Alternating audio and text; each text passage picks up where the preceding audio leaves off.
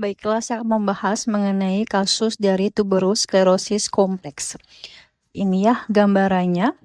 Nah, di sini yaitu 12-year-old girl has, seorang anak perempuan usia 12 tahun memiliki intellectual disability, yaitu disabilitas intelektual, recurrent generalized seizure, artinya adalah kejang umum berulang, multiple anti-epileptic medications, yaitu mengonsumsi beberapa obat anti-epilepsi, several hypopigmented skin macules, yaitu beberapa bercak kulit hipopigmentasi, periventricular subependymal nodules on brain imaging, yaitu artinya adalah nodul subependymal periventricular pada pencitraan otak, which cellular component is directly affected by this patient's genetic defect. Artinya adalah komponen seluler manakah yang sering langsung terkena akibat kelainan genetik pasien ini, yaitu A. JAK atau STAT pathway, B. RAS atau RAF pathway, C. telomerase enzim kompleks, D. tuberin-hamartin kompleks, E. yaitu ubiquitin ligase kompleks. Baiklah, jawaban yang tepat yaitu D. tuberin-hamartin kompleks.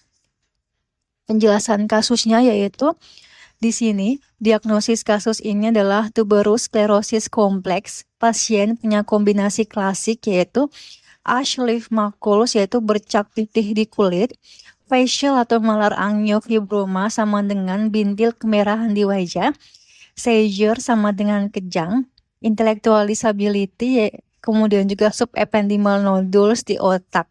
Kombinasi ini sangat khas untuk tuberous sclerosis kompleks. Inti penyakit TSC disebabkan mutasi TSC1 atau TSC2. Gen ini normalnya membuat protein TSC1 yaitu hamartin, TSC2 tuberin. Hamartin dan juga tuberin bergabung membentuk tuberin-hamartin kompleks. Fungsinya adalah sebagai rem pertumbuhan sel. Hubungannya dengan mTOR yaitu bayangkan mTOR sama dengan gas pertumbuhan sel. Kalau mTOR aktif yaitu sel tumbuh, sel membelah, sel membentuk tumor atau benjolan. Normalnya yaitu tuberin-hamartin kompleks ini mengerem mTOR. Pada TSC yaitu TSC1 atau TSC2 rusak menyebabkan tuberin-hamartin rusak sehingga rem motor hilang menyebabkan sel tulang berlebihan sehingga terjadi hamartoma. Hamartoma sama dengan tumor jinak akibat pertumbuhan sel berlebihan.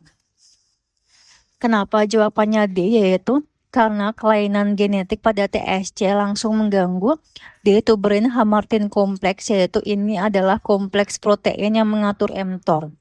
Kalau kompleks ini rusak, mTOR terlalu aktif sehingga terbentuk hamartoma di berbagai organ.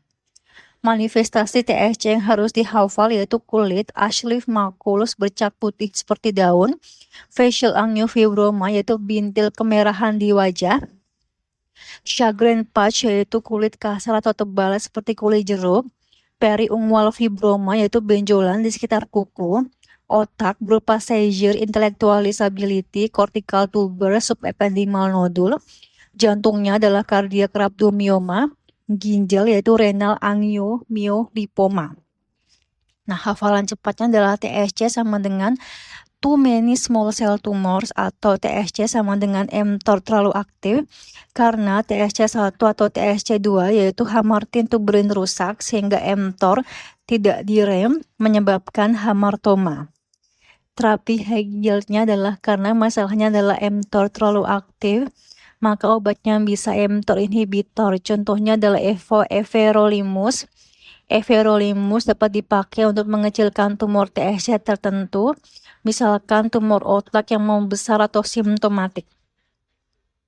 Kenapa pilihan lain salah, yaitu di sini A, JAK atau STAT pathway ini salah untuk TSC. JAK atau STAT adalah jalur untuk sinyal hormon dan juga sitokin.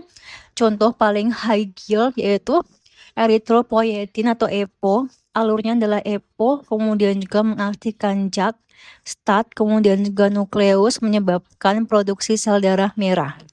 Pilihan ini benar kalau kasusnya tentang polycythemia vera. Pada polycythemia vera terjadi JAK2 activating mutation.